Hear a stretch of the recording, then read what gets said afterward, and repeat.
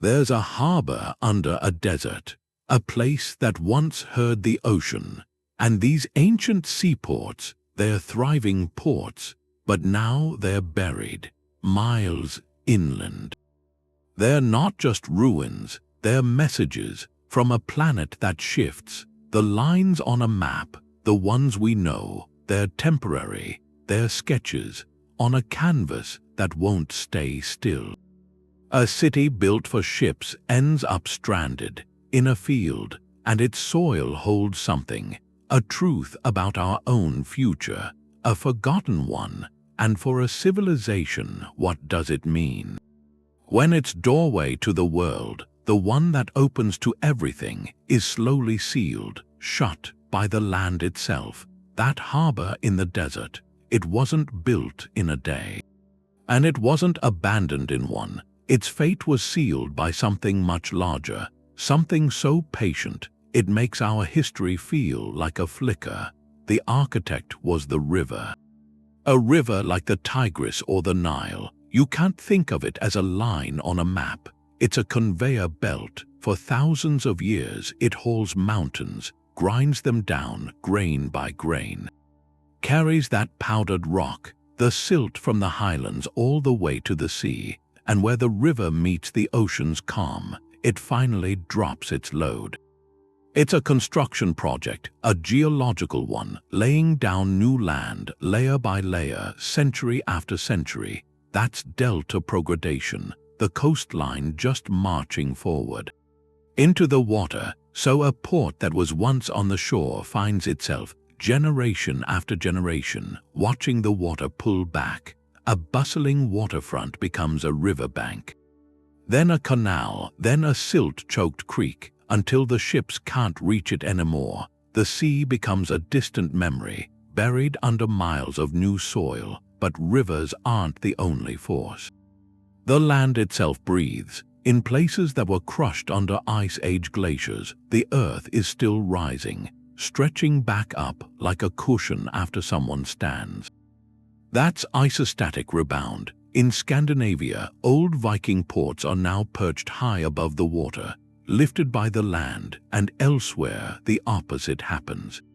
Land can sink, it's called subsidence, sometimes from tectonic plates shifting, sometimes sped up by us, by our thirst. We pump water from deep aquifers, and the ground above settles.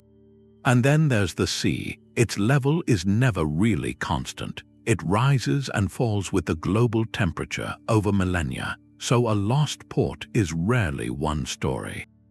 It's a layered puzzle: silt, rising rock, a falling water table, a changing climate, all these forces working together in a silent, slow-motion concert. Take Italy's Po Valley. In Roman times, Ravenna was a major seaport on the Adriatic, but the Po River, fed by erosion from the Alps, poured so much sediment onto the coast. Over a few hundred years, it pushed the shoreline forward by miles. Ravenna was left stranded, its maritime glory buried under farmland. It happened so fast that historical records show the same city, century by century.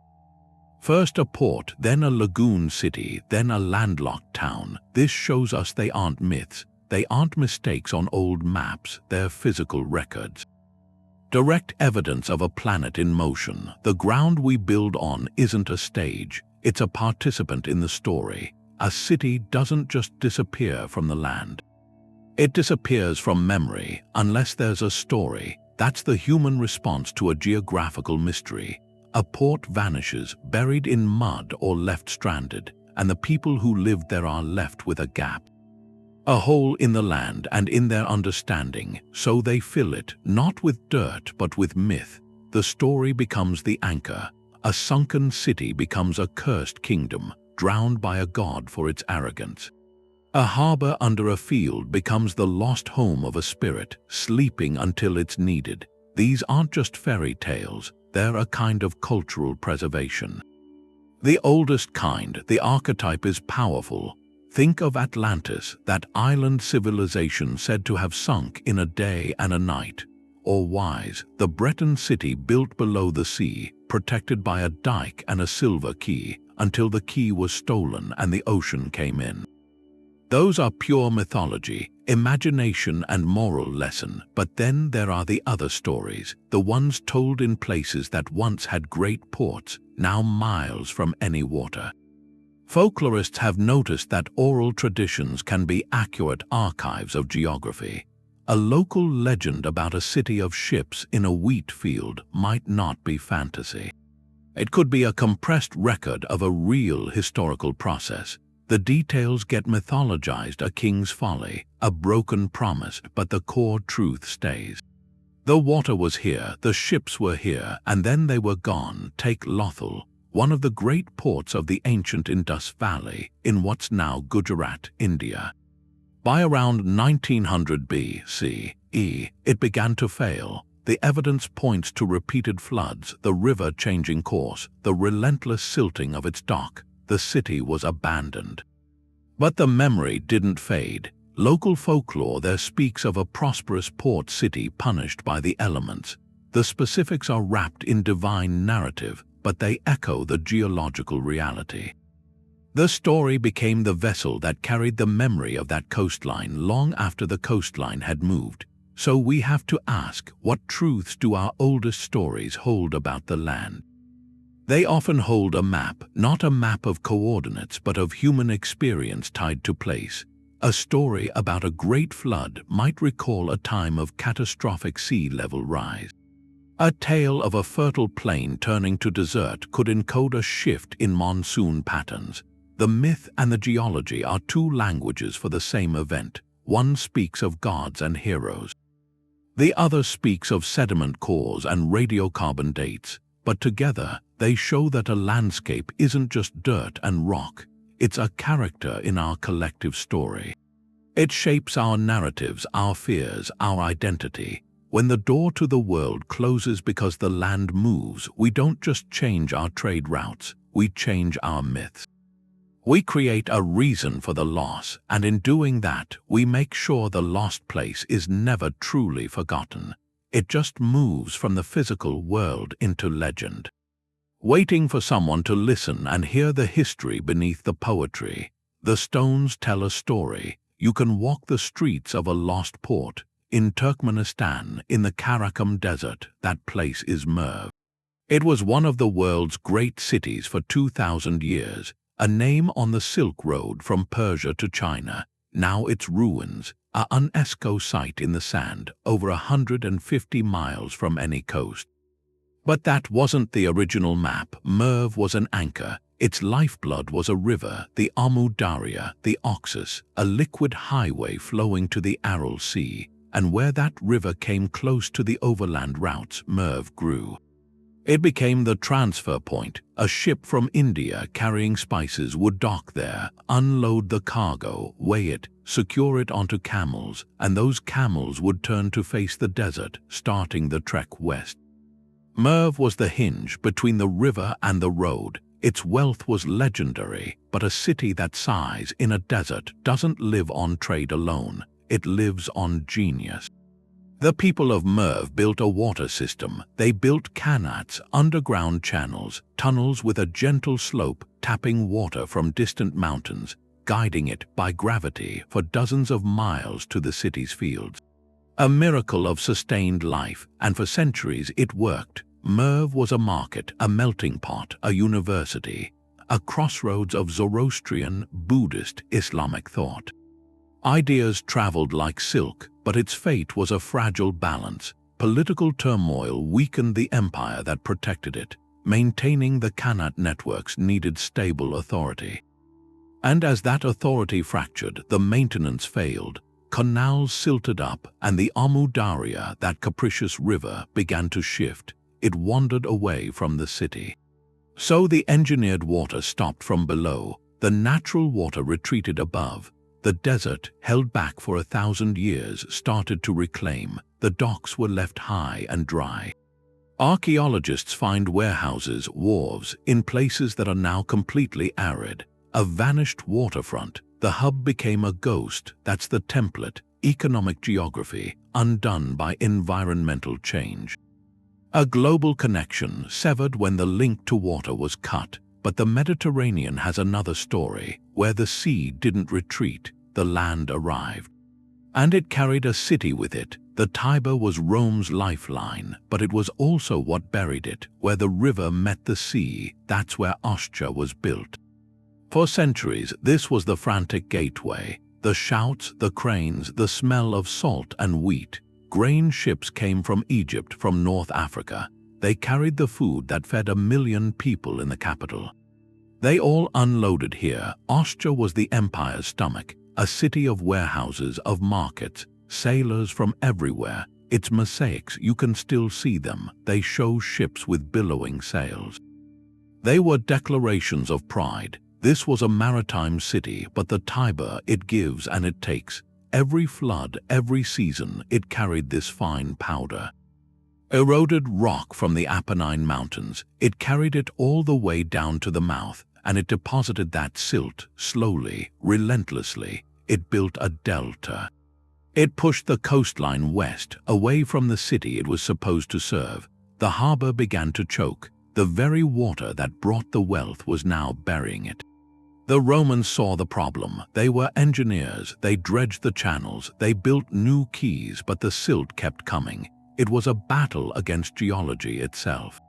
So they made a decision, a monumental one. Emperor Claudius, in the 1st century, he ordered a new harbor built just north of Ostia. They called it Portus. It was a staggering feat. They dug a huge basin out of the coastline, protected it with a massive breakwater. They even sank an enormous ship, filled it with concrete to form part of the foundation.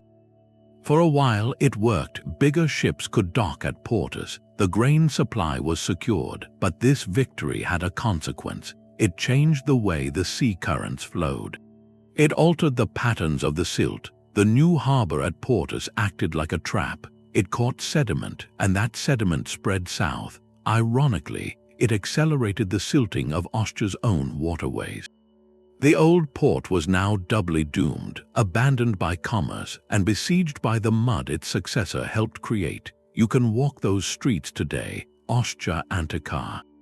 It's not a pile of rubble, it's a ghost town preserved. You walk past apartment buildings, bakeries with their mills still in place, the grand warehouses, the horia where the grain was stored.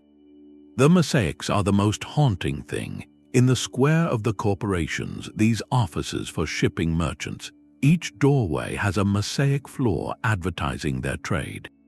One shows a lighthouse, another, an elephant from Africa, and many show ships. Those stone ships are forever docked in rooms that are now open to the sky. Surrounded by fields, the sea is 2 miles away. The silence is profound. It's a perfect snapshot. A maritime economy, frozen the moment the water left. This wasn't a sudden catastrophe. It was a slow change of address for the coastline. The city didn't burn. It didn't fall to an army. It was simply left behind. Its purpose evaporated as the water receded. The story of Ostia is about a direct link between the shape of the land and the fate of a city. A thriving port can become a museum because a river does its work. Season after season for 1,000 years, and this pattern, this dance of silt and sea, it wasn't unique to Rome. To find its most dramatic scale, you have to look to the other side of the planet. To a river so powerful it builds land visible from space, and to the magnificent ports it consumed. The most fertile land is also the most treacherous. A river delta is a paradox, its life itself a vast garden built from silt, rich soil, a ready highway to the sea, but it's also a shape-shifter, land in the act of becoming. To build a great port on a delta is to build on a sketch the river is still drawing, and the artist has no final plan. That geological instability makes every delta port temporary by its nature. Its life cycle is written in water and mud. You have to see the delta not as a fixed place but as a process. A river reaching the sea splits into many smaller channels. Distributaries, it fans out like veins in a leaf. Each channel carries water and sediment, building land at its mouth, but these channels are in constant competition. One may clog with silt, become inefficient. The river, seeking the path of least resistance, will eventually abandon it. The water finds a new course. That's avulsion, a sudden, dramatic shift in the river's main pathway, the delta reorganizing itself. The consequences for a port are absolute. Imagine a thriving city on a major distributary. Busy docks, full warehouses. Over decades the channel silts up, dredging helps, but it's a fight against the river's will. Then one year, during a great flood, the river breaches its banks far upstream. It carves a new channel to the sea, steeper, shorter, easier. The old channel is starved, water flow slows to a trickle. Within a generation, the port is stranded. Miles from the active river, its economic reason for existing just walks away. You can see this playing out. Look at the Mekong Delta. Satellite images show the land actively growing into the South China Sea. But they also show old, abandoned channels, now just placid canals in rice fields. A port town on one of those channels a century ago would have watched its lifeline fade. The Mississippi River has changed its course many times. The ancient mouth of the Mississippi was far west of where it is today. Any port built there is now deep inland, buried under layers of mud. Geomorphologists describe a delicate, unwinnable balance. Maintaining a deep, navigable channel for ships requires constant human intervention, dredging, building levees, controlling the flow. But the natural tendency of a delta is to spread out, to be shallow, to build land broadly. We want a deep trench. The river wants a wide, shallow fan. Nowhere is this story more poignant than in the Nile Delta. And here, the river's work was aided by another force. The ancient port of Thonis Heracleon was for centuries the mandatory gateway to Egypt for all Greek trade. A legendary place of wealth and ceremony. Then, around the 2nd century BCE, it began to sink. For a long time, historians thought it was simply claimed by the sea, a victim of rising water. But underwater archaeology revealed a more complex fate. The city was built on the delta's unstable, water-logged clay. When a major earthquake struck, the ground beneath Thonis Heracleon underwent liquefaction. The solid earth turned to soup. Buildings sank unevenly into the suddenly fluid sediment. Then, the relentless Nile silt did the rest, burying the toppled temples and statues under layer upon layer of mud. The port wasn't just flooded, it was swallowed, first by a trembling earth, then by the river's own gift. That's the dynamic, unpredictable relationship. Human settlement and river systems. We are drawn to the fertile plains, the easy transport. We build monuments to our permanence, and the river, over centuries, reminds us its work is never done. It gives life and it reclaims the ground. This theme echoes across the Indian subcontinent. Another set of legendary ports faced a similar, yet curiously different, fate. Their story isn't of sinking, but of a doorway being silently, steadily closed. A river delta makes a promise, but that promise has an expiration date. The water will always move on. In the Indus Valley, there was another civilization. They built a port. It was so precise, so forward-thinking, that its ruins tell a different story of failure.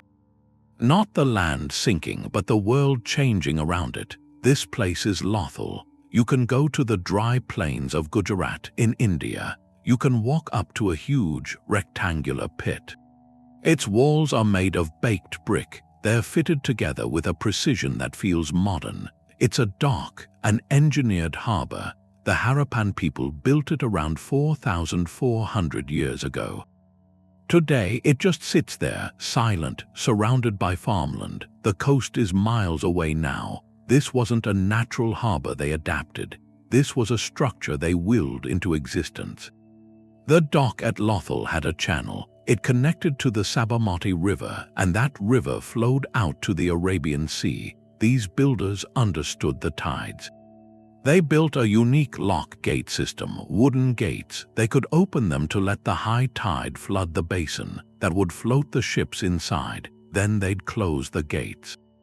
That trapped the water inside, kept it at a useful level for loading cargo, even as the tide went back out. It was an ancient marvel, a marvel of hydraulic engineering. This was a society that planned. They standardized their weights, their measures, they laid out cities in grids, and they built this dock to be a hub. Part of a network that may have stretched across the whole Indian Ocean. Archaeologists have found carnelian beads from Gujarat. They found them in the ruins of in Mesopotamia. They found Harappan seals too, etched with that script, the one we still can't read. The seals show ships. Lothal was a factory town and a port. They made those beautiful beads. They worked metal, they wove cotton, and they shipped it all out from this brick-lined pool. So what happened? The enemy was silt again, but here the silt was part of something larger. Something more ominous. The Sabarmati River carried sediment, like all rivers do. Over centuries, it slowly filled the channel that connected the dock to the main river. The lock gates became useless, but scholars see something else, beyond just the local silting. Around the time Lothal began to struggle, the climate of the region was changing.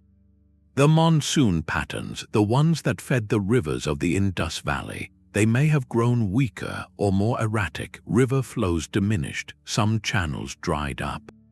Others changed course completely. The life-giving water, the trade-enabling water, it was becoming unreliable. The very geography that made the city possible was rewriting its rules. You can see the evidence in the excavation layers. The lower levels of Lothal show a thriving, planned city. The upper levels show something else, signs of hasty repairs. Poorer construction, a slow decline. The dock was abandoned. Eventually, the people likely moved on, following the water or adapting to a new way of life. The artifacts left behind: a bead maker's kiln, a merchant's seal. They tell a story of a vibrant maritime culture, a culture that simply faded away. It wasn't destroyed in a war, it wasn't sacked, its purpose was erased gently, inexorably, erased by the environment. Lothal's quiet end is a lesson.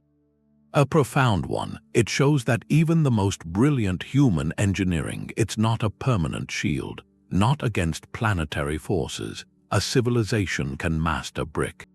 It can master the tide and still be vulnerable to the slow turn of the climate. The dock remains, a ghost of ambition in a field. It asks us a question. What happens when the world itself decides to close a door? And this vulnerability, it wasn't unique to the ancient world. As empires rose around the Mediterranean, they would build ports too. Ports of staggering scale, and they would find themselves in a similar struggle. A silent struggle with the sea. The ground can rise, not slowly, but all at once. When plates collide, they can lift a coastline permanently. That's uplift. It's sudden. It's not like a river laying down silt over ages. Around the Mediterranean, this has changed shorelines fast. It's another way to bury a port, not with mud, but with the land itself. A city is on the water, the earth shakes, and when it stops, the sea is farther off. The docks are left behind on higher ground. That rapid uplift is different from what happens in the north. That's glacial rebound, the land slowly rising after the ice melted. It's millimeters each year. Tectonic uplift is a shove. It happens on fault lines where one slab of crust goes under another. The earthquakes can lift the land meters in seconds. You can see the proof. Raised marine terraces. They're like ancient seafloors, now steps on a hillside. Fossil beaches with shells and smooth stones sitting high above the water. Those aren't just ideas, they're real. They show you where the shore used to be. Ephesus is the perfect example. A double problem. It was a major Roman port. Its harbor on the Aegean was full of ships. The city was wealthy because of that gateway, famous for the Temple of Artemis, but it was built in a tough spot. Near where plates meet, two things worked against it: the Cantre'r River, always bringing silt, needing constant dredging, and then the land itself rising. Earthquakes, probably big ones, lifted the coastal plain bit by bit. Each one pushed the shoreline back. The river Silt now had to fill a basin that was also being lifted up. It was a battle you couldn't win. By the late Roman period, the harbor was a swamp. Then it was land, the port was gone. Now you can visit Ephesus, walk through the ruins, the library, the theater. You're walking on old seabed. The coast is miles away now, 5 miles. The quiet there, where the water used to be, that's from the ground rising, but that's one story. The sea moving back. There's another kind of disappearance where the sea doesn't retreat. It gets cut off completely. Helike was a powerful city. It was winter 373 BCE. The city was at its height, a leading member of the Achaean League, a prosperous port on the Gulf of Corinth. Their patron was Poseidon, god of the sea, god of earthquakes, and then, in one night, the city was gone, not damaged, erased. Ancient writers called it a punishment. Pausanias recorded it. He wrote that for 5 days there were tremors. Then columns of flame appeared. Then the massive quake hit. The ground opened. The sea rushed in with a huge wave. By dawn, Helike was gone, vanished beneath the water. For centuries, that's what it was, a ghost story, a myth about angering the gods. Sailors would say they could see the ruins down there. They said the bronze statue of Poseidon still stretched out an arm, cursing the ships that passed. It was a legend for a very long time. Then the discovery started, late 20th century, but not underwater, inland. Archaeologists and geologists worked together. They looked under the coastal plain, the flat, fertile land. They drilled core samples. The layers of earth told a different story, a more complex one. They found a layer, marine shells, lagoon sediment buried under meters of silt. That was the key. The cataclysm was real. A powerful earthquake hit. It likely made the land near the shore liquefy. It slumped. That sudden drop let the sea flood in. It drowned the city. A tsunami may have come after, finishing the work, but that wasn't the end. In the years after, the rivers carried silt from the shaken mountains. They poured it into the new lagoon, the one covering Helike. They buried it, layer by layer. Then, in a final turn, tectonic forces pushed. They slowly lifted the whole coastal plain back up. The area that was a submerged grave became dry land again. So the ruins weren't at the bottom of the sea. They were entombed under a farmer's field. Over a mile from the modern coast, that changes the legend. It wasn't just a city swallowed by the sea. It was destroyed by the sea, then buried by the land, then lifted by the earth's crust. That single, violent night started something, a geographical relocation. It took centuries to complete. The story blurs the line.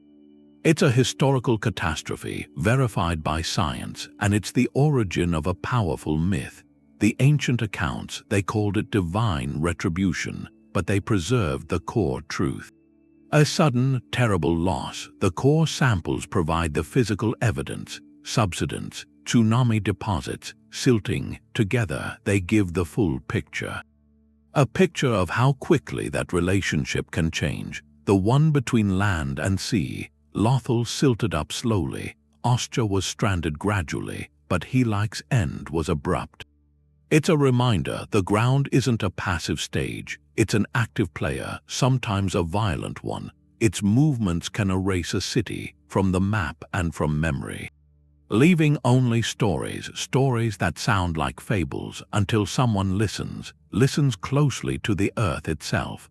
The ocean breathes. Its level isn't fixed. Over thousands of years, it goes up and down. That's eustatic change, a global shift in the water's volume. Temperature is the main driver. When the planet warms, ice sheets melt. That water goes back to the sea, and the shoreline moves inland. When it cools, water gets locked up in glaciers, and the sea pulls back. After the last ice age ended, seas rose dramatically. They flooded huge coastal plains where early humans lived. That created the shorelines we know today, but it didn't stop there. Even in historical times, there were smaller changes. Just a meter or two that could make or break a harbor. A slightly higher sea might flood a settlement, forcing people to move. A slightly lower one could expose new land, perfect for building a port. But that new port, built when the sea was low, would be on borrowed time. The next warming phase, the next gentle rise, would threaten to take it back. That's the long rhythm, the planet's slow pulse recorded in the waterline. To understand this, paleoclimatologists look at natural archives. They drill into ice sheets in Greenland and Antarctica. The ancient air trapped in those ice cores tells them about the past atmosphere. They study coral reefs. Coral only grows near the sea's surface, so fossil reefs found on dry land now, or deep underwater, mark where the sea level used to be. This data lets them map ancient coastlines with precision. They can map the world as a Roman sailor saw it. Take the Roman warm period from about 250 BCE to 400 CE. The North Atlantic was slightly warmer. That likely meant somewhat higher sea levels across the Mediterranean. Combined with different river flows, it created a specific coastal environment. Ports thrived in places that would later struggle. Then, as the climate cooled into the late antique Little Ice Age, sea levels may have dropped a little. Some coastal areas expanded. Marshes dried, offering what seemed like stable ground. Communities built there, confident in their new waterfront. But that stability was an illusion. It was just a pause in the ocean's long, slow breath. The story of Pisa is a textbook example. Today, Pisa is famous for its leaning tower in a grassy field. But in Roman times, it was a major port, not on the open sea, but inside a vast, navigable lagoon system. The sea level was a bit higher then, and the rivers Arno and Serchio fed into this lagoon, keeping channels open. Pisa was a hub, but as the climate cooled in the early Middle Ages, sea levels receded slightly. The rivers, carrying silt from the hills, began to fill the lagoon. The land grew. What was water became marsh, then solid ground. The port of Pisa was left stranded, miles from the retreating coast. Its maritime destiny was buried under the soil the rivers brought. The city's focus turned inward from harbor to landmark. This long-term view is humbling. It shows that changes at lost ports aren't just local stories of a lazy river or one earthquake. They're local expressions of a global conversation, a conversation between the atmosphere, the ice, and the sea.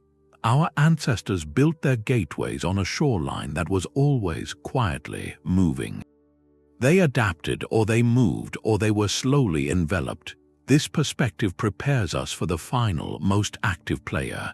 Not the river, not the rising land, not the breathing ocean. But us. The human response to a shifting coast has its own history, one of monumental effort and inevitable compromise. The shovels were always moving. For every port that did well, there was an army of people with baskets. Their job was simple and impossible: to hold back the river, to hold back the sea. That was the human response to a coast that kept shifting. Not just acceptance, it was defiance, a declaration of engineering against geology. The first weapon, and the most constant one, was dredging. The Romans were masters of it. They used a simple tool, the dredge scoop, a big iron basket on a long pole. Teams of men, often from the lowest classes, would stand in the murky water or on barges. They'd plunge the basket into the soft mud of the harbor floor, heave it up, swing it onto the bank. It was back-breaking work, endless. They knew the silt would come back. With the next flood, the next tide, but dredging bought time. A season of clear passage for the grain ships, a few more years of economic life for the city. It was a holding action, a slow, grinding war of attrition against the land itself. When a river mouth clogged beyond repair, the solution was to go around it. Canals, these weren't just ditches, they were monumental reroutings of geography. A civilization would look at a river that had abandoned its port and say no. We will make a new path. The ancient Egyptians did this, so did the Chinese dynasties. they would dig a new channel, straight and deep, connecting the stranded port back to the active flow of the river or straight to a more stable point on the coast. This was a colossal investment of labor and political will. It required precise surveying, an understanding of water flow and slope, and constant maintenance because the new canal would also start to silt up the moment it opened. It was a gamble, a bet that the economic value of the port justified this perpetual, artificial lifeline. The most audacious move was to ignore the natural coast entirely. To build a harbor from nothing out in the open sea. The pinnacle of that ambition was Caesarea Maritima, built by Herod the Great on the coast of Judea around 25 BCE. The location had no natural harbor, just open beach and a rocky reef, so Herod's engineers, likely with Roman technical aid, built one. They made enormous hollow wooden boxes, filled them with hydraulic concrete, a Roman invention that could cure underwater. They sank these boxes in a great arc out beyond the surf, creating an artificial breakwater. Behind it, they dredged a deep basin, built quays and warehouses. They even put in an intricate sewer system. Caesarea was a masterpiece, a fully engineered port on a hostile shore. And it worked brilliantly for centuries. It became one of the busiest harbors in the Roman Empire. But here too, nature had the last word. The breakwater, constantly pounded by waves, needed repair. Earthquakes damaged it, and without the relentless maintenance of a powerful, centralized authority, it began to fail. The sea reclaimed its dominion. The artificial harbor silted in. Today, its ruins are visible underwater, a testament to a brilliant, temporary victory. Historians of technology see a clear pattern. These interventions could be stunningly effective. They could extend a port's life for hundreds of years, but they all shared two fatal constraints. They needed a stable, wealthy state to fund the endless upkeep. And they were always fighting against a force that never tired. The flow of sediment, the movement of sand, the power of waves. It was a race that couldn't be won, only delayed.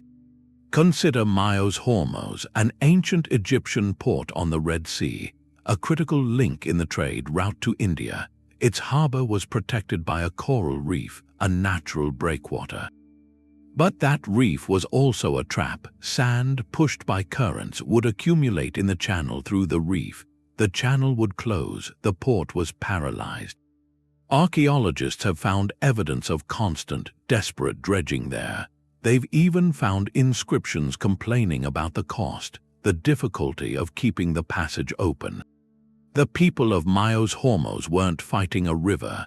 They were fighting the sea's own sandy breath. And they lost. The port was abandoned, its location lost for centuries, buried under the very dunes it tried to hold back.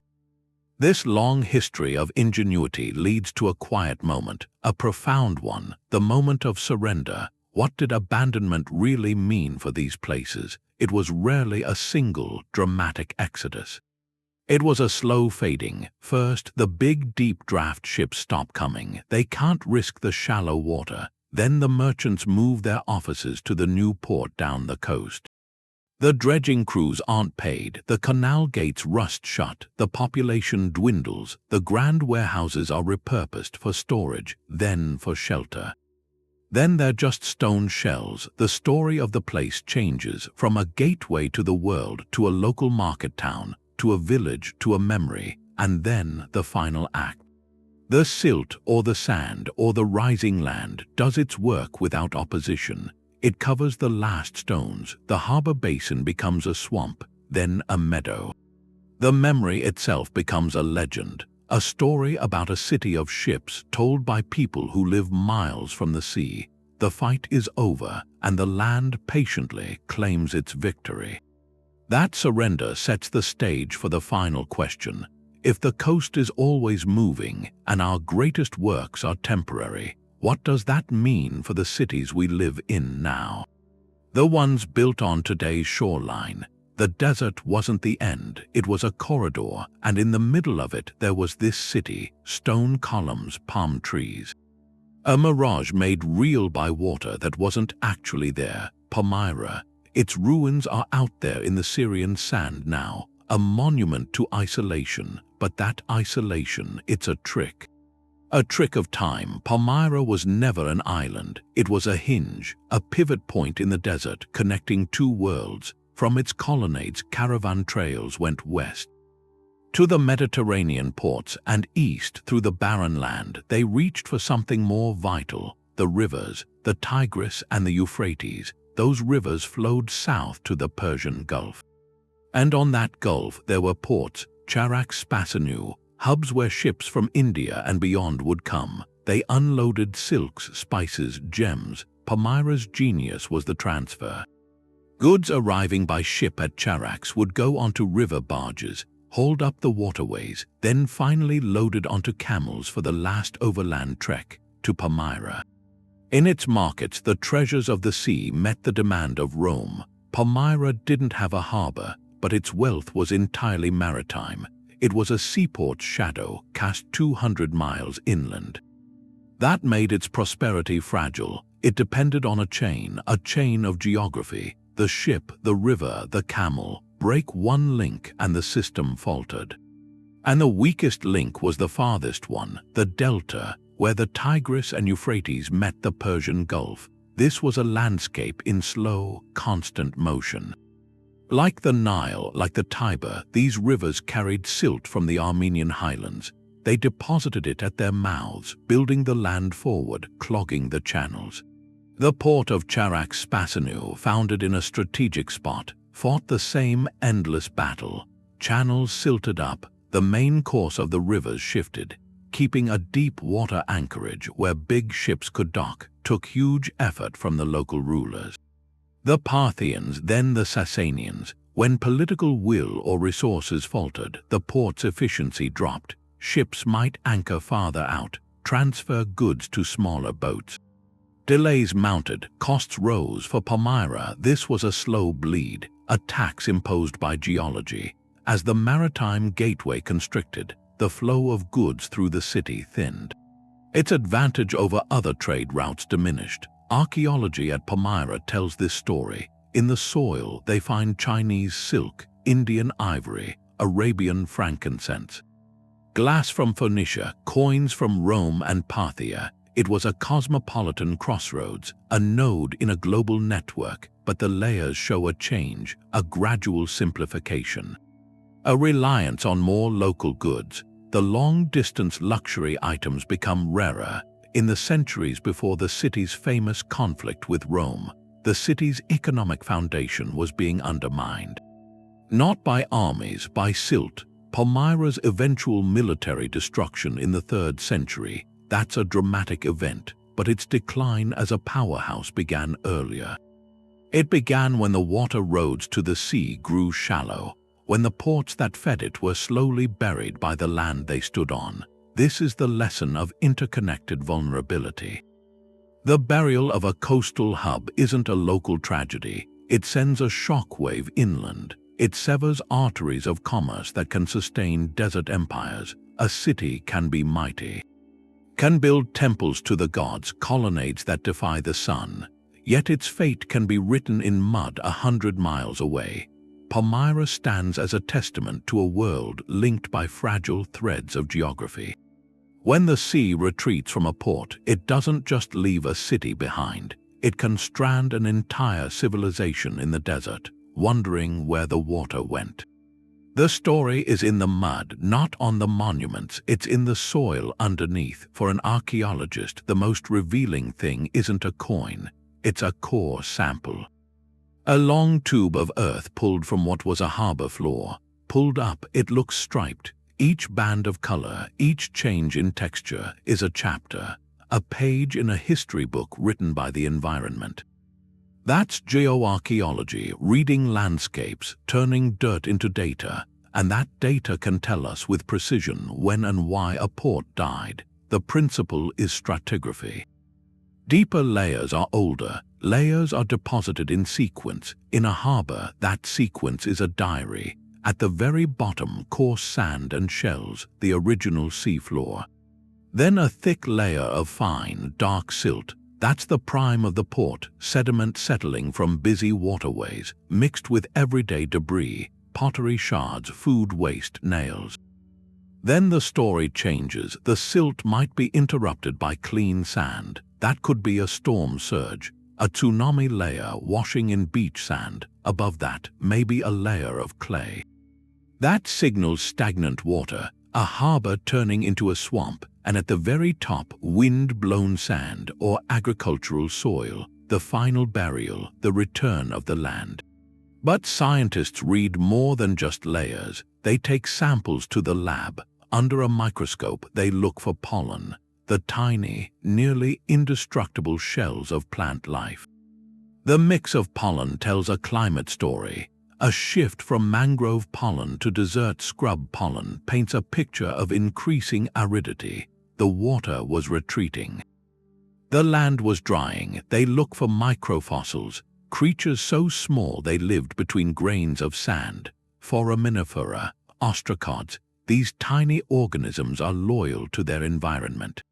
Some only live in deep, open marine water, others in brackish lagoons, others in fresh water.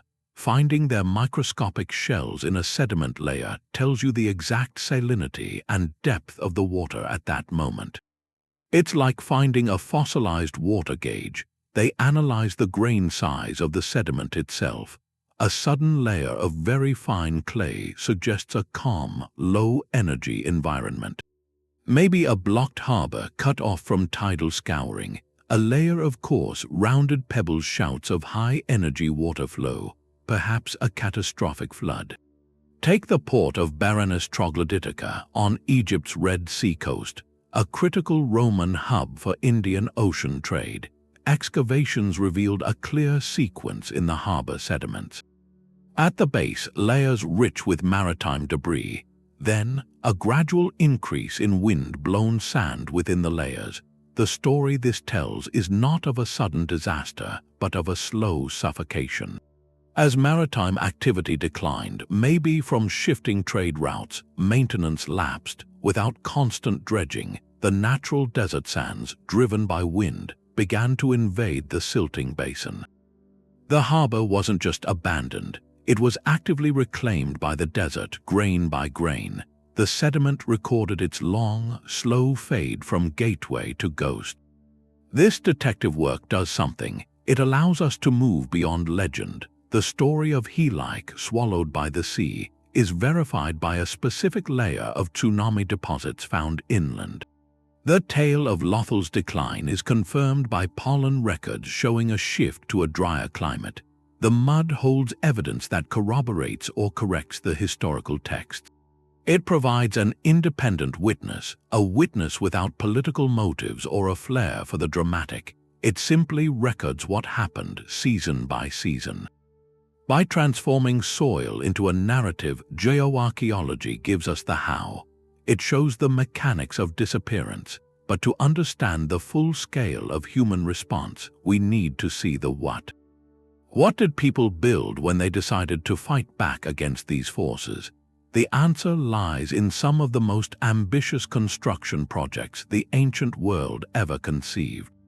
The Yangtze River creates worlds, it carves gorges, it nourishes plains, it builds land on a scale that just dwarfs anything humans try to do. Where it meets the sea, it's built one of the biggest deltas on Earth. This flat, fertile land that's still growing, pushing the coastline east, and on that moving edge there was a city, a gateway, Yangzhou. In the Tang dynasty, the 7th to 10th centuries, this wasn't just a city. It was a spectacle, a meeting point where geography met human genius. The Yangtze flowed past it, this brown, powerful highway from the interior, and crossing it, the Grand Canal. A man-made river, built over centuries by millions of hands, it ran north to south, linking the Yangtze to the Yellow River, to the political capitals inland. Yangzhou sat right at the crossroads, where the canal met the river, where the river met the sea. That position made it one of the wealthiest places on the planet. The most cosmopolitan, ships from Korea, Japan, Southeast Asia would sail into the Yangtze's mouth. They'd navigate upriver to Yangzhou's waterfront. And there they'd transfer their cargo, spices, tropical woods, ivory, onto the sturdy barges of the Grand Canal. From there, the goods would flow north to feed the imperial court, the armies, and in return, silks and porcelain and tea from the heartland would flow south through Yangzhou, out to the waiting ships. The city thrived on that transfer. Its markets were legendary, streets filled with foreign merchants, monks, poets. Records from the time describe endless activity. The wealth of the empire and the world converging on its docks. The Grand Canal was a masterpiece of foresight. Why sail the dangerous coast with pirates when you could move goods safely inland? The canal was a shield, a controlled environment. It bypassed the capricious sea, but in doing that, it made a bargain. It tied its destiny to the river. And the river had its own agenda. The Yangtze is a titan of sediment. It carries more silt than almost any river on Earth. Every year, it dumps hundreds of millions of tons into its estuary. That silt doesn't vanish, it builds. It gradually extends the delta further into the sea. The coastline marches forward, so the port that was once near the river's mouth finds, over generations, that the mouth has moved. The open water becomes a distant memory. What was a deep anchorage becomes a silt-choked riverbank. The process is inexorable. For Yangzhou, this meant a slow isolation. The vibrant port that hosted ocean-going ships could no longer accommodate them. The deep draft vessels had to stop farther downstream, at new ports built on the newer, seaward edge of the delta. Yangzhou's role shrank. It became a canal port, then a regional hub, then finally an inland city. Its maritime soul was buried under miles of new land. The very sediment that made the farmland so rich was what transformed the city. The Grand Canal, that monument to avoiding the sea, was ultimately defeated by the river's quiet work. It remained an artery, but the global connection at its southern end had faded. The lesson of Yangzhou is scale. The most sophisticated, continent-spanning infrastructure isn't a permanent fix against planetary forces. Human engineering works on a century scale. River delta building works on a millennium scale. One will always outlast the other. The city's slow journey from international port to cultural monument is a map. A map of a coastline in motion, of a civilization adapting to the new world the river leaves behind. From the air, the Mediterranean shows these lost connections. You can see them from above, these strange shapes in the fields, curved stone lines in the middle of modern towns. They're ghost harbors, they're everywhere. This sea was where maritime civilization began, and its coasts are just layers of endings. Each one is a version of the same thing. The water went away and the stone was left behind. Their fate sort into three groups. The first is siltation, being buried slowly by river mud. We saw that with Ostia, but that was normal. Look at North Africa. Leptis Magna in Libya was a Roman jewel. Its great harbour was built by Emperor Septimius Severus. It was fed by a seasonal river, a wadi. In the dry climate, those wadis are usually empty. But when the heavy rains come, they turn into torrents. They bring down sediment from the hills and dump it right into the harbour. Over centuries, without constant dredging, that sporadic flooding filled the basin. The Grand Quays were left stranded. Now you can stand on the marble podium where ships tied up and look out at an empty field that goes all the way to the distant sea. The second group is tectonic uplift, the land rising. Ephesus is the famous case, but it's widespread. In Italy, near Naples, there's the old port of Puteoli, modern Pozzuoli. It tells a more active story. There, the land doesn't just jump up in earthquakes, it breathes slowly. It's called bradisism. The ground swells and sinks over decades because of volcanic activity deep down. The Roman market building in Pozzuoli, the Macelum, has columns with holes in them. Marine mollusks bored those holes when the land was lower and the sea washed through. Then the ground rose, lifting the columns and the borers out of the water. Then it sank again, partly submerging them once more. The stone itself is like a tide gauge, recording the uneasy breath of the earth. The third group is the combination, where multiple forces work together. A port might get silt from a river, uplift from tectonics, and a change in sea level all at the same time. That layered attack often led to the most total changes, where the harbor's original shape is almost gone. What makes the Mediterranean a perfect small example is its density. For over 2,000 years it was a crowded highway. Every usable cove became a port, every river mouth became a city. That intense human focus, that total reliance on the coast, turned every geological process into an economic event. When a harbor silted up here, it wasn't just the environment changing. It was a crisis for an empire, a shift in a trade network, the rise of one city and the fall of another. The processes are universal, but here they happened on a stage where everyone was watching and writing it down and trying to fight it. This wide view connects dots across cultures. The Phoenicians, the Greeks, the Romans, the Byzantines, they all spoke different languages, had different gods, but they shared the same fight. They all built their gateways to the world on a shoreline that wouldn't stay still. Their triumphs are our ruins now. Their engineering marvels are just puzzles in the dirt. That universal struggle calls for a universal way to investigate. How do we read these silent stones and buried basins to get the whole story? The answer isn't in the grand monuments. It's in the quiet science of the soil.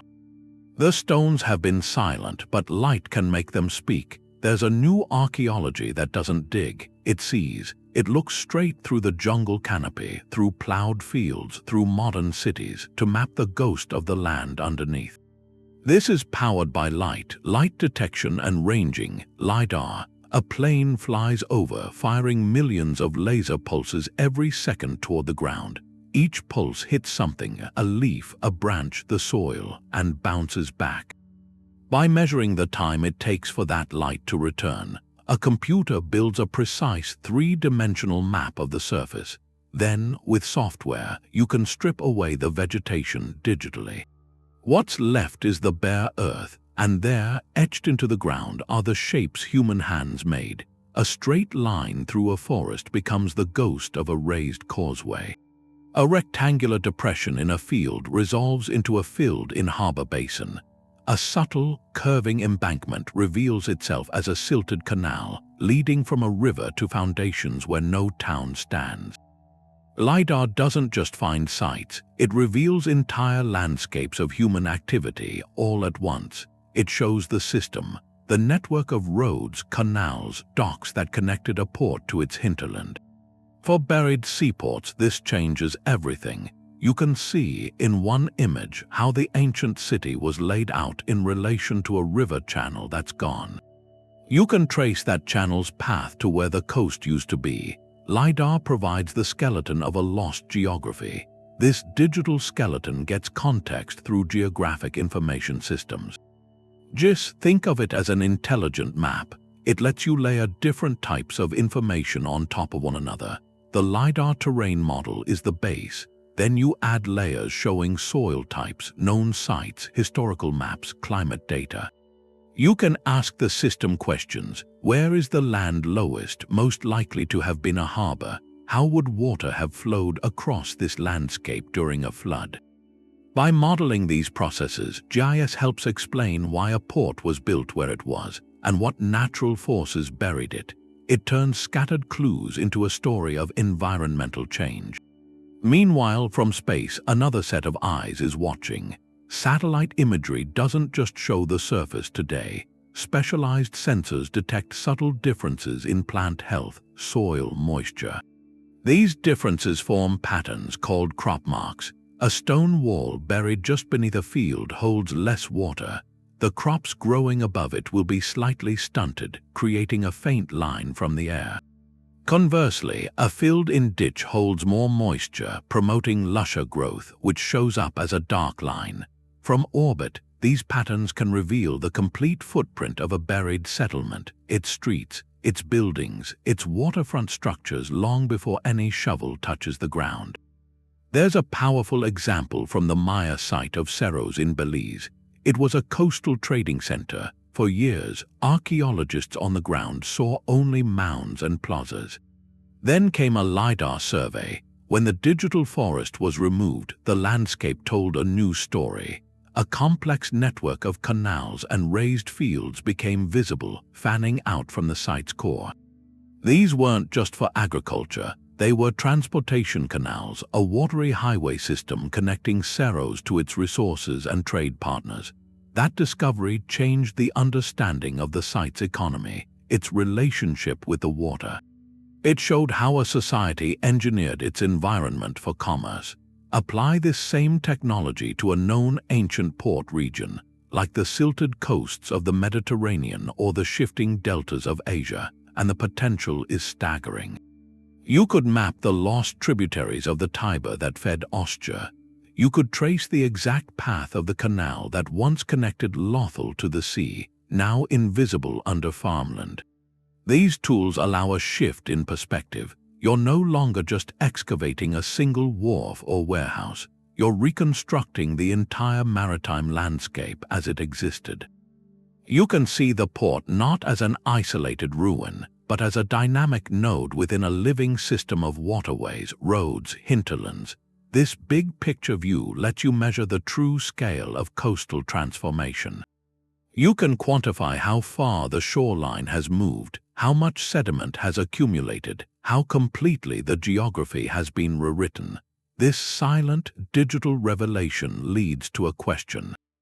If you can now see the full scale of these ancient maritime networks, what was the true cost when they failed? When a port like Pisa or Yongju was cut off, what wealth was left stranded, and where did it go next? The silence after the water leaves is an economic silence. It's a warehouse with no goods, a dock with no ropes creaking, a market square where you don't hear foreign languages anymore.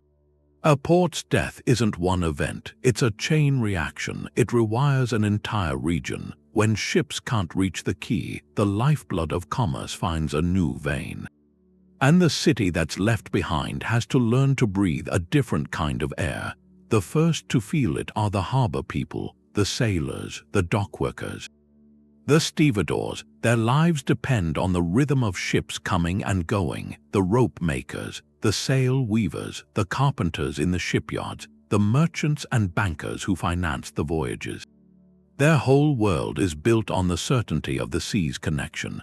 When that's cut, they face a brutal choice: stay and try to adapt to a shrinking local economy, or follow the trade that triggers a migration of skill and capital, expertise in navigation, in ship design, in international finance. It doesn't vanish.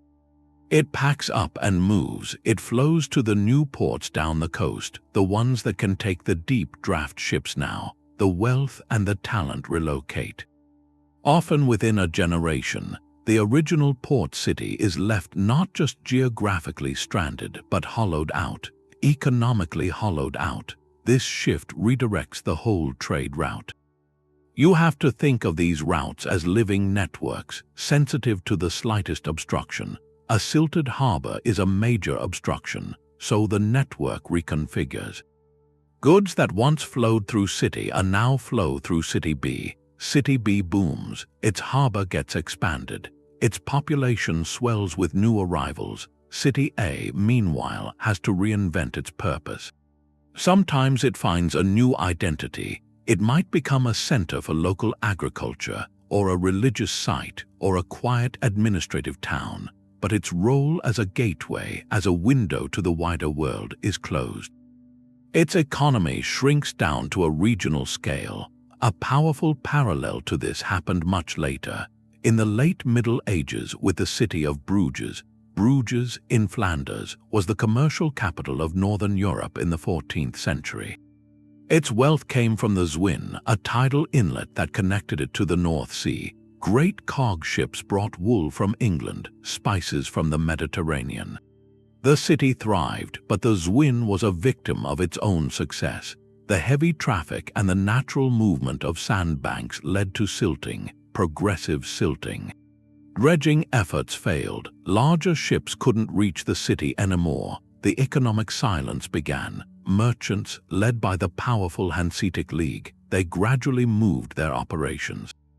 They shifted to Antwerp, which had deeper, more reliable access to the sea. Bruges didn't disappear. It became a beautiful city, frozen in time, a city of canals and Gothic architecture. But its economic heartbeat slowed. It transformed from a dynamic global hub into a kind of museum, a magnificent museum of its former self. This is the same story that played out at Ostia, at Lothal, at Yongju. Just dressed in medieval cloth, it forces you to consider questions about resilience. Trade networks are remarkably adaptable. They're like water, finding the path of least resistance. When one port fails, the flow just finds another outlet. The global exchange of goods and ideas continues. It barely misses a beat, but for the human communities built around the old outlet, the change is catastrophic. It tests the limits of human adaptation. Some societies fracture and disperse, others dig in. They find a new, quieter way to live on the land that betrayed their maritime dreams. The burial of a port, then, is far more than a geographical curiosity. It's a social and historical turning point. It marks the end of one chapter of human connection and the forced beginning of another. It redistributes populations. It rewrites maps of influence. It changes the cultural destiny of places. The stones of the abandoned harbor tell one story. The new cities that rise elsewhere tell the next, and in the space between them you see the human imprint, the capacity to move, to rebuild, to carry memory forward. That legacy of loss and adaptation is what ultimately survives. Long after the last ship has sailed from the silted basin, Charax, Spasinu, and Apologos. These twin ports were where the Tigris and Euphrates met the Persian Gulf. It was a coastline that wasn't fixed. It was a delta, land being built from water. They were founded after Alexander, and they became these critical hinges for trade. Spices from India, incense from Arabia, silks from the East, all of it came in by ship. Then it was transferred to river barges, sent up the waterways to empires like Parthia and Rome. The ports thrived because they connected the deep ocean routes with the river highways inland. For centuries, they were the mandatory stop. The air there, a mix of salt and spice and river mud, but the rivers that gave them life also carried their end. The Tigris and Euphrates, they're massive carriers of silt. Every flood season, they'd bring down sediment from Anatolia, from Iran, and deposit it right there at their mouths. This process, delta progradation, it's a slow construction. The shoreline didn't stay, it advanced. It marched south into the Gulf. Year after year, what was open water became shallow lagoon. Then marsh, then solid ground. Geological cores from the region show this, layers of mud and sand. They chart the coastline's progression. The harbors of Charax and Apologos, once full of ocean ships, found themselves stranded.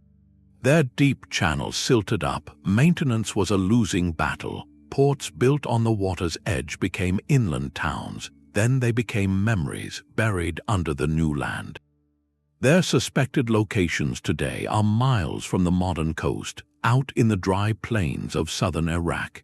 This disappearance was an economic earthquake. When these transfer points failed, the whole trade network had to change. The flow of wealth, like water, found a new path. Commerce shifted to other ports down the Gulf Coast.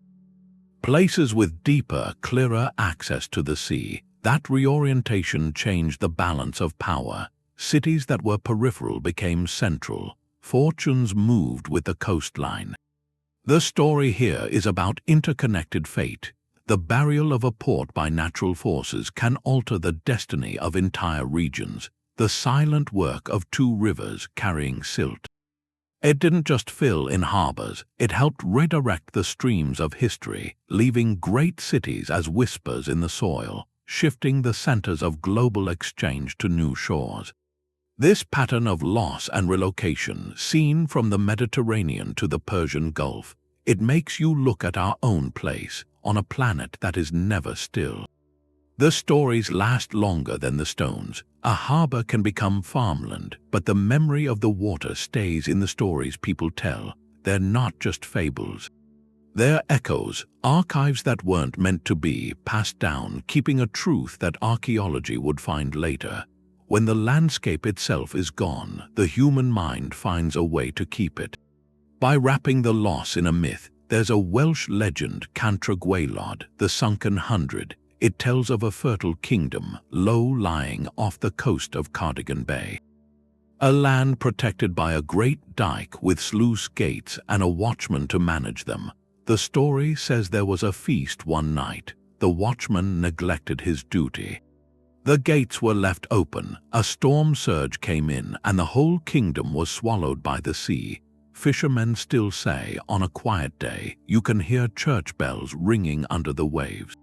Now, geologists have mapped that bay. They've found submerged forests, peat beds, tree stumps far out under the water. That points to a time, thousands of years ago, when sea levels were lower and that land was dry. It was probably a marshy plain, inhabited, that was gradually flooded as the climate warmed and the seas rose after the last ice age. So the legend of Cantre'r isn't recording one catastrophic night. It's likely compressing a process that took centuries into a single story, a story about human error, and the bells ringing underwater. That could be a folk memory of real sounds buoys, or the creak of rigging filtered through time. The story kept the core truth. The water was once land. Then there's the ancient city of Dwarka in the Gulf of Combat off India. In Hindu scripture, it's the glorious capital of Lord Krishna, said to have been reclaimed by the ocean when he left. For centuries that was considered pure mythology. Then marine archaeologists started finding things, underwater structures, pottery, evidence of a settlement thousands of years old. The tales described Dwarka as a city of great wealth, a hub of trade. The artifacts suggest a real, prosperous port that was eventually submerged. The myth didn't invent the city. It memorialized it, encoding its historical significance and its fate inside a sacred story. Cultural anthropologists see a mechanism here. When a community goes through a dramatic, slow change to its world, a coastline retreating, a harbor silting up, that change needs to be explained. It needs to be part of the group's identity. The raw facts of erosion or sea level rise are complex, but a story about a forgotten gate or a divine city returning to the waves makes the loss understandable. It gives it meaning. It turns a geographical process into a moral lesson, and by doing that, the story becomes a vessel. It carries specific details across generations. The type of trade, the layout of defenses, the sounds of the port, these details woven into the myth can be startlingly accurate reflections of what was lost. This changes how you listen to old tales. Mythology becomes a source of clues, a human counterpoint to the data from sediment cores and surveys. It reminds you that history is carried in more than soil and stone. It's carried in the rhythm of a poem, in the warning of a flood story, in the image of bells beneath the bay. These stories are the land's own voice speaking through us long after it has changed shape.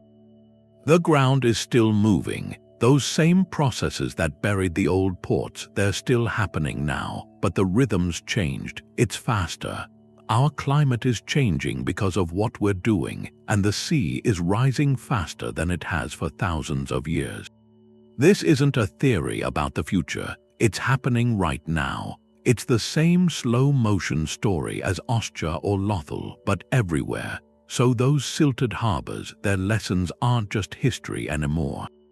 They're practical, they're guides. They show the mistake of building something permanent on a shore that isn't permanent. They show you need a plan that looks ahead for generations. The biggest lesson is that change is inevitable. The engineers at Caesarea, or the ones who built the Grand Canal, they fought against nature, but it was always a delay. They knew somewhere that the coast was a moving line. Today, with all our concrete and technology, we sometimes think we can stop that line. We think we can freeze the coast. The ancient ports tell us something different. You can't beat the sea, you can't beat the sediment, you can only work with them, you negotiate. And that idea is leading to a difficult concept now called managed retreat.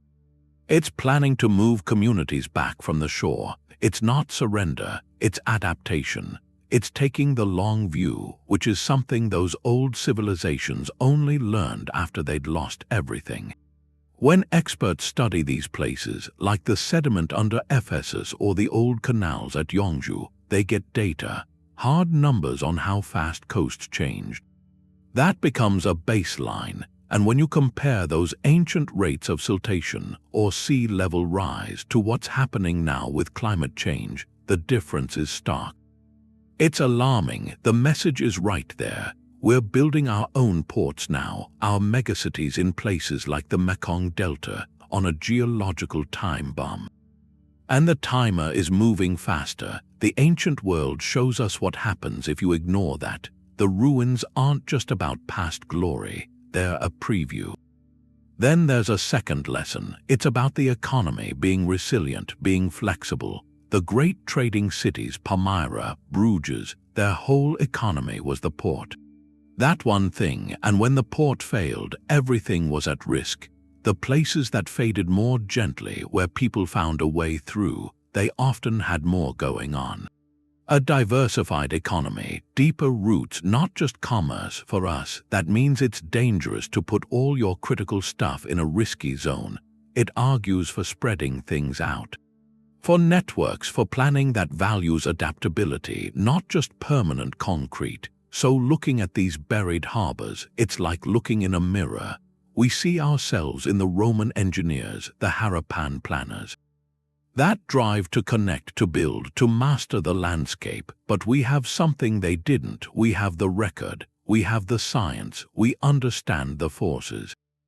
These silent harbors are asking us something. Will we learn from their long burial, or will we repeat it only much, much faster? The choice isn't between holding the line or giving up.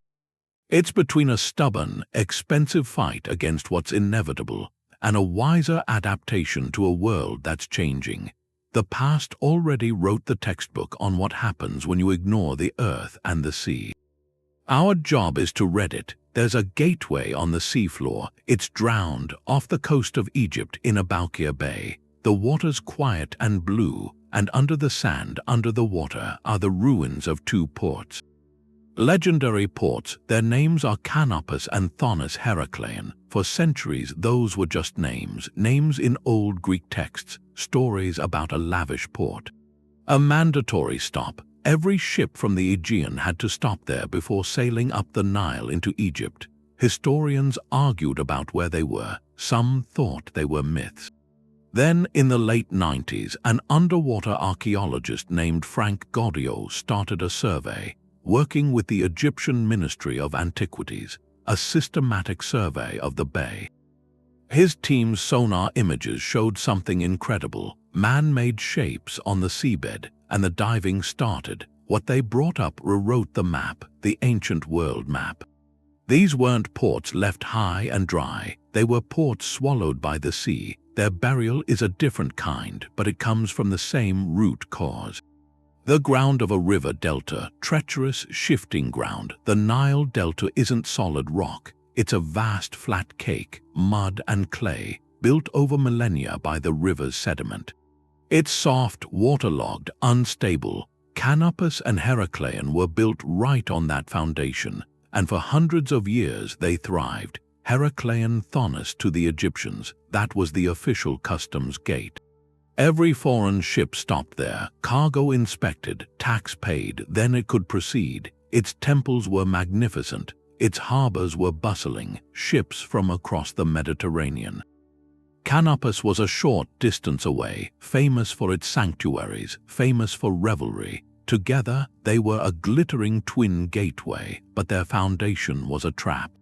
A slow-motion trap. Several forces worked against them. First, the sheer weight of their own buildings, massive stone buildings, temples, colossal statues.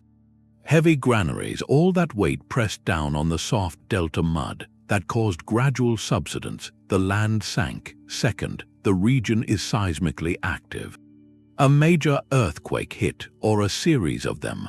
When seismic waves pass through water-saturated soil like delta mud, they can cause liquefaction. The solid ground turns to liquid.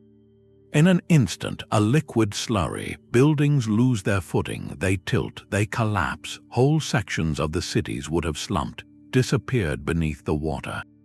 In minutes, third, all this was happening against a backdrop of rising sea levels. The Mediterranean was creeping upward. The subsiding land met the rising sea. The result was inevitable. Over maybe a century or two, starting around the 2nd century BCE, the twin ports gradually slipped beneath the waves. The channels that connected them to the Nile branch silted up, were abandoned. The sea claimed them completely. The archaeological recovery has been spectacular. Divers navigate a sunken world. They swim down to the remains of a grand temple complex at Heracleion. They find a statue, red granite, 5.5 meters tall. The god-happy personification of the Nile flood. They find the famous stele of Thonis Heracleion, a decree of Pharaoh Nectanebo I that helped confirm the city's identity. They find ritual barges, bronze statues, delicate gold jewelry, mounds of gold coins. One of the most poignant finds is a series of votive barges, small ceremonial boats, found near a temple as if waiting for a festival that never came. These artifacts aren't just treasures, they're snapshots of daily life. Frozen at the moment the cities were abandoned, they paint a picture, a wealthy, cosmopolitan hub, deeply connected to Egyptian and Greek religious traditions.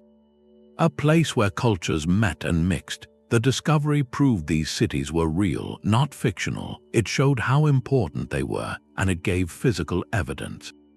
Tangible evidence of their catastrophic end. This completes a typology of port demise. We've seen ports buried inland by silt, like Ostia. We've seen ports stranded by a retreating sea, like Lothal. We've seen ports lifted by the land, like Ephesus. And now, with Thonis Heracleion and Canopus, we see ports submerged. Buried not under soil but under the sea itself. Yet all these outcomes, stranded, lifted, drowned, they stem from the same fundamental challenge: building permanent civilizations on a dynamic coastline. A fluid coastline. The delta environment is the great unifier in these stories. Whether the river builds land out to sea or the land sinks beneath the water, the result is a severed connection. A gateway closes. The fate of these twin ports is a reminder, a critical reminder. The conversation between land and sea has many endings. Not all lost harbors are found in fields. Some wait in the silent, blue darkness, holding their secrets until the light finds them again. Every discovery has a hidden cost. You uncover a lost harbor, and that starts a new chapter in its history. A delicate one. The moment you expose a wall or reveal a mosaic, it becomes vulnerable. That's the archaeologist's dilemma, a choice between knowledge and preservation. It haunts every dig. At a place like Ostia Antiquar, the question is stark. Do you excavate the warehouses, clear the docks, let the world see this marvel? Or do you leave most of it buried, keep it as a time capsule for a future that might have gentler tools because the exposed stones face immediate threats? Sunlight fades pigments, wind and rain erode mortar, plant roots seeking moisture can crack foundations wide open, and then there are human threats. Looters, they search for artifacts to sell. They can destroy a site's context in a single night. They steal the story along with the object. Urban sprawl presses in. Modern construction threatens the integrity of the buried layers, and then, perhaps most insidiously, climate change. It brings more extreme weather. Heavier rains that flood fragile ruins, stronger storms that topple unstable walls. An exposed site is in a race against time from the moment it sees the light. So a new philosophy has gained ground: preservation in situ. The idea is to leave the archaeology where it is, in the ground, protected by not digging it up. This approach treats the soil not as something to remove, but as the ultimate protective sheath. It acknowledges our current methods are destructive by nature, and that future technologies, non-invasive imaging we can't yet conceive, might learn far more from an intact site. It asks a profound question: do we have the right to exhaust a site's physical evidence for our generation's understanding, potentially robbing future generations of their chance to learn? This isn't about abandoning study. It's about shifting the tools. Today, the trowel and brush are joined by the laser scanner and the drone. Digital preservation is revolutionizing the field. Teams can create millimeter-perfect three-dimensional models of entire sites now. Every stone, every crack captured in a cloud of data points. These digital twins are permanent records. They let researchers across the globe study the site without setting foot on it.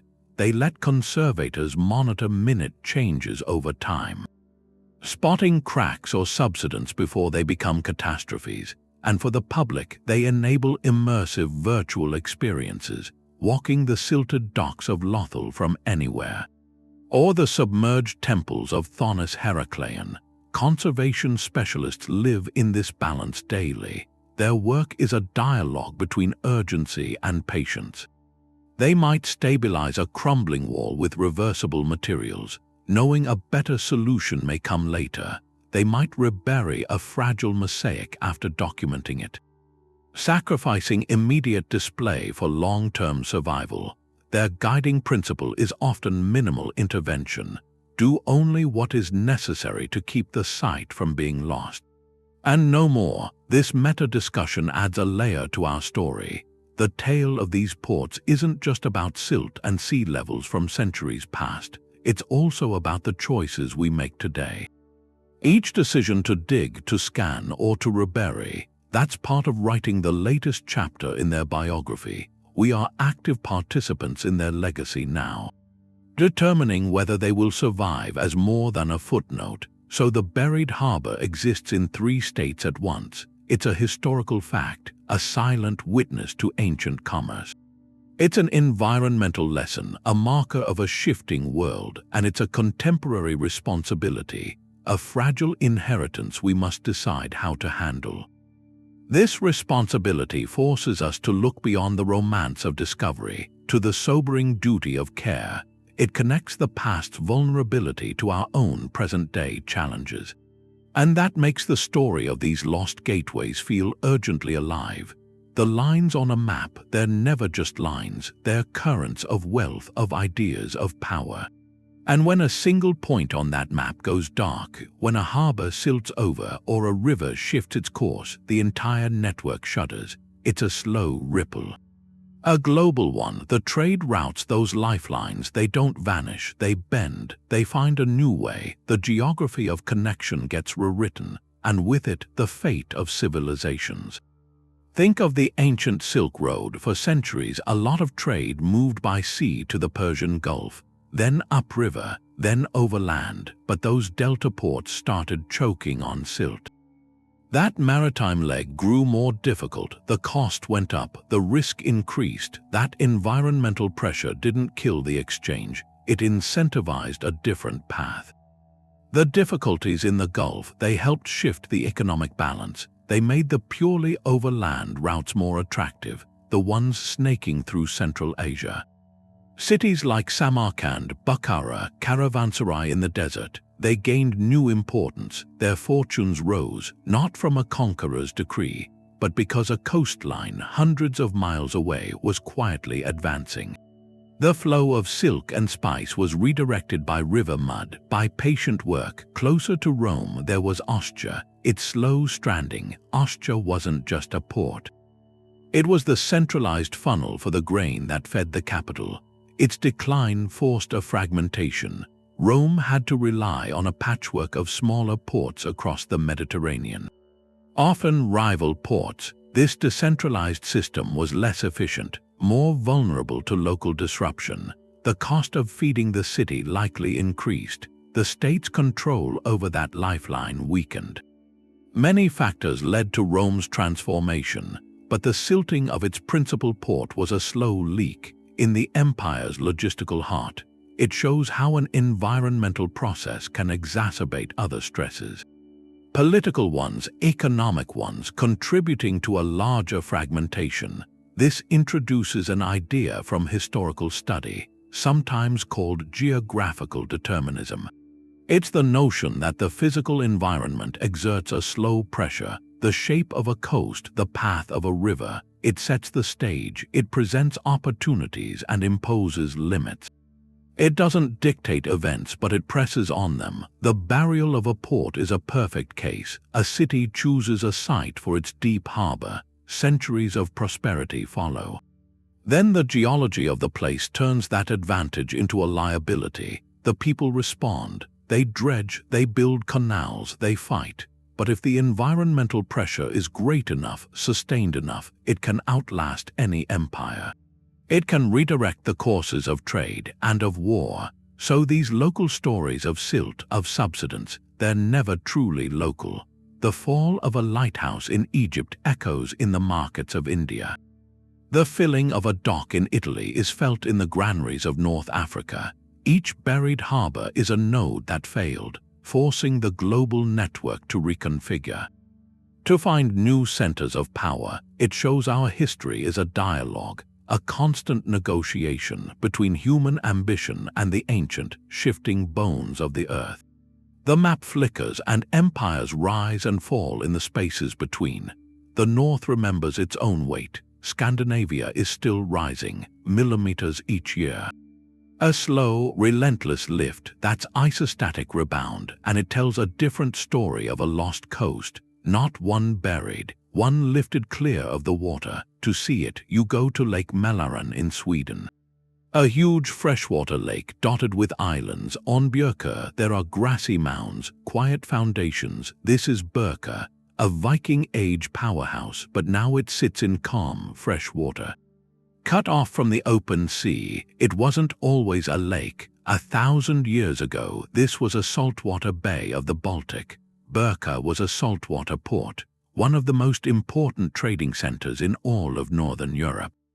8th to 10th centuries, its location was precise, protected by islands, but with direct access to the Baltic. From here, Viking merchants could sail east, down the Russian rivers to Constantinople and the Silk Road, or west across the North Sea. Björkö was a nexus, furs from the north, silver from the Islamic world.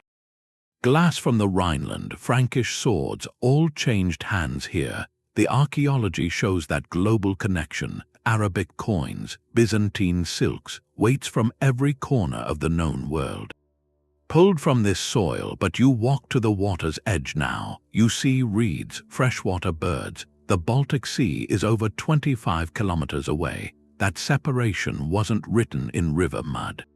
It's in the memory of ice. During the last ice age, a sheet of ice, over 2 kilometers thick, it pressed down on Scandinavia. The land under that weight sank into the mantle. When the ice melted, starting around 10,000 years ago, the weight lifted, and the land, like a compressed sponge, began to rise back up. It's still rising today. The process is fastest in the north, where the ice was thickest, slower in the south. That differential uplift tilted the whole region, changed the drainage. For Björkö, the crucial change was at the outlet of Lake Mälaren, the channel that connected the lake. Then a bay to the Baltic began to rise. The seafloor in that channel lifted upward. The water got shallower. With each generation, it was harder for deep trading ships to pass. What was a clear maritime highway became a tricky, narrow passage. Then a shallow strait. By the end of the Viking Age, around the 10th century, the process had advanced enough. Birka's role as a major port became untenable. The newer settlement of Sigtuna, on a more reliable part of the coast, began to take its place. The rising land had silently moved the coastline. It redrew the map of economic advantage.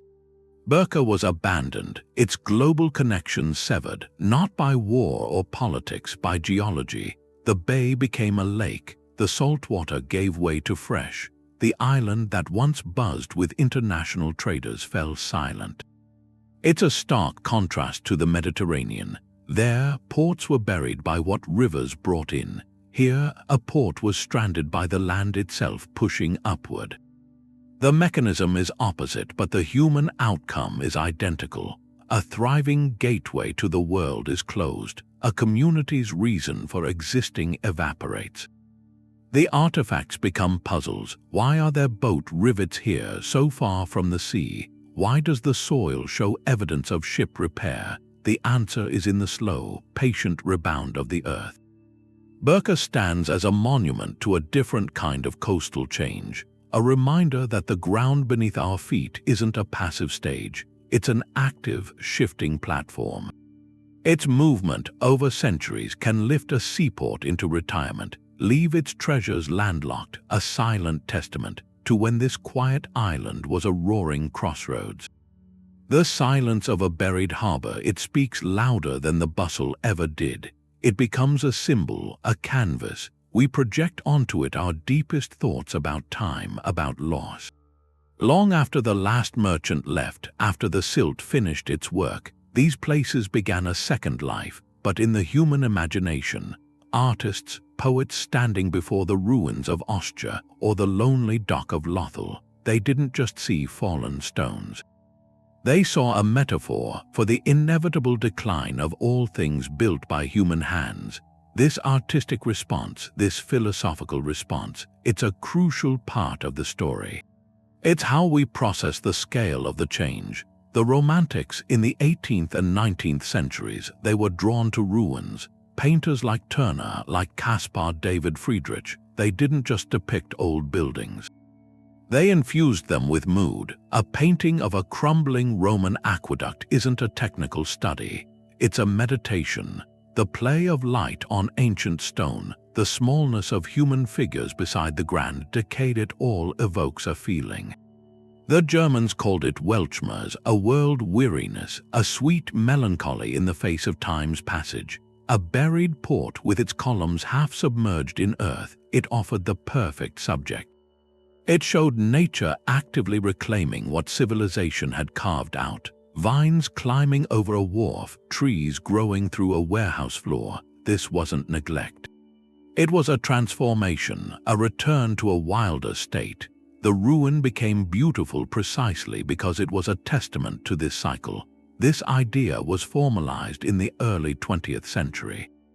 By the architect Albert Speer, he called it ruin value. He argued that great buildings should be designed to decay beautifully, to leave aesthetically pleasing ruins for future generations to ponder. The origin of that thought is troubling, but the concept itself taps into something ancient. We are moved by ruins because they make abstract time visible. They let us touch the centuries. A buried port does this uniquely. It doesn't just show decay, it shows a fundamental geographical wrongness, a harbor far from the sea. This dislocation is powerfully symbolic. It represents lost glory, a golden age that has slipped away. But more than that, it represents the sheer force of planetary time. Philosophers have long used this imagery. The metaphor of the silted harbor appears in writings about the fall of empires, about the fading of knowledge, the slow erosion of memory. It's a physical representation of entropy, the gradual, unstoppable movement from order to disorder, from a busy, organized network of trade to a silent, chaotic scatter of stones in a field. This isn't a sad story necessarily. In many traditions, it's a lesson in humility. It places human ambition within a much larger frame. our greatest achievements are temporary rearrangements of material on a dynamic surface. The Earth will continue its processes long after our maps are obsolete. Modern environmental art picks up this thread directly. Artists create installations that mimic archaeological sites. They stage objects in landscapes that speak of future loss. They are using the visual language of the buried port to talk about climate change today. A sculpture of a modern cargo container half buried in coastal sand isn't just a strange sight, it's a prophecy. It uses the ancient metaphor to make an urgent point about our own time. It asks us to see our bustling ports not as permanent fixtures, but as future ruins in the making. This brings the symbol full circle, from a reflection on the past to a warning about the future. So when we study these places, we're doing more than archaeology or geology. We're engaging with a powerful symbol, one that has shaped art and thought for centuries.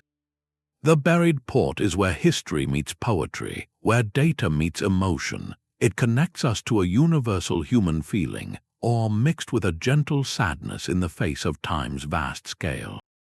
It reminds us that civilizations like coastlines have their own seasons. They rise, they thrive at the water's edge, and then, slowly or suddenly, the water moves on.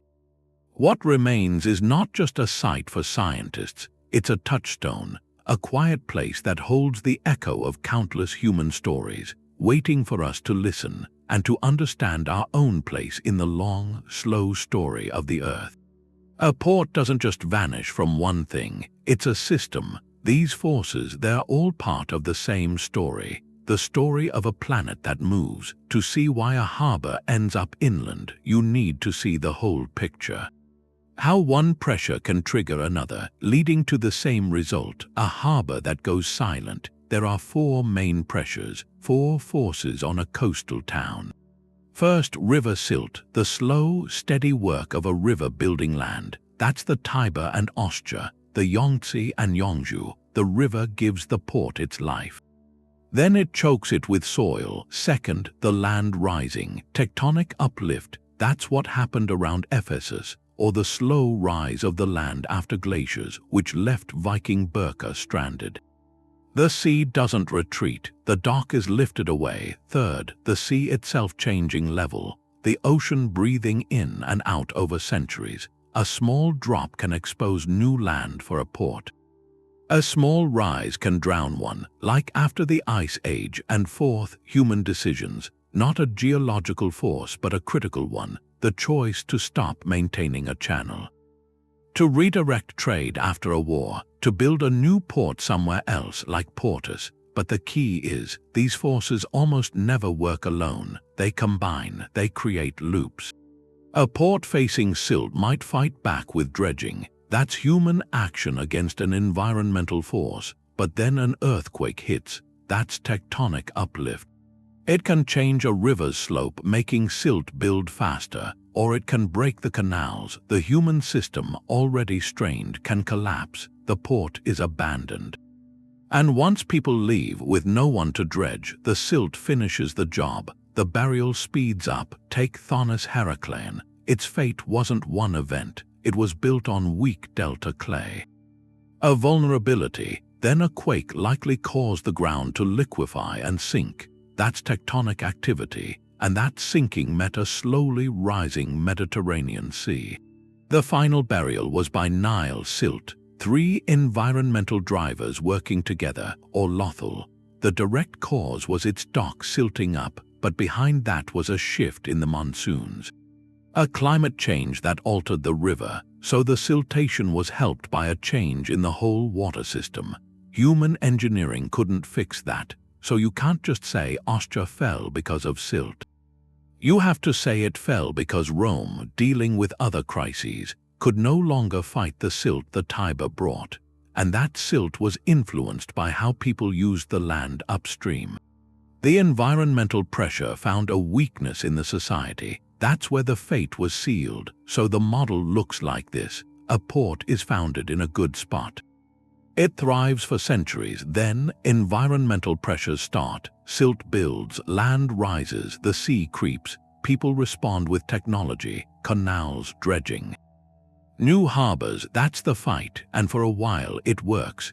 But if the environmental pressures get stronger, or if the human system weakens from politics, economics, war, the balance tips. Maintenance fails, the decision to leave is made, and once people are gone, the natural processes finish the work, the harbor fills in, the coastline shifts. Within generations, a gateway is a memory under the earth. This isn't about mystery or a curse. It's about a clear, if complex, cause and effect. The burial of these ports isn't a series of random tragedies. It's the logical outcome, civilizations building permanent dreams on a surface that's always in slow motion. The ruins aren't failures, they're a record. A long conversation between our desire for stability and the Earth's need to change. Understanding that conversation leads to the final question, not what happened to them, but what their story means for us, here, now, on our own shores that are always shifting. The ground is just one frame, in a film that keeps playing. That's what the deserts and deltas show us. What we see now isn't permanent, it's a temporary arrangement, a snapshot in a much longer story. These lost ports, Lothal, Birka, they're more than curiosities. They're teachers, they show us adaptation, that stubborn human drive to connect and trade. That drive didn't end when Ostia's harbor filled with mud. It just moved to a new port down the coast, the commerce, the ideas. They found another way. The human network was more flexible than the stone it built on. That's resilience. These silent cities also show us limits, the limits of our engineering against planetary forces. The Roman engineers at Portus, the Harappan builders at Lothal, they were brilliant. They fought the silt and the sea, and for a while they won, but they were fighting a process measured in millennia. Their victories were leases, not purchases. The land and sea always took back what was theirs. This isn't failure, it's a story of scale. Our time is short, the Earth's time is long, and they show the deep connection between environment and civilization.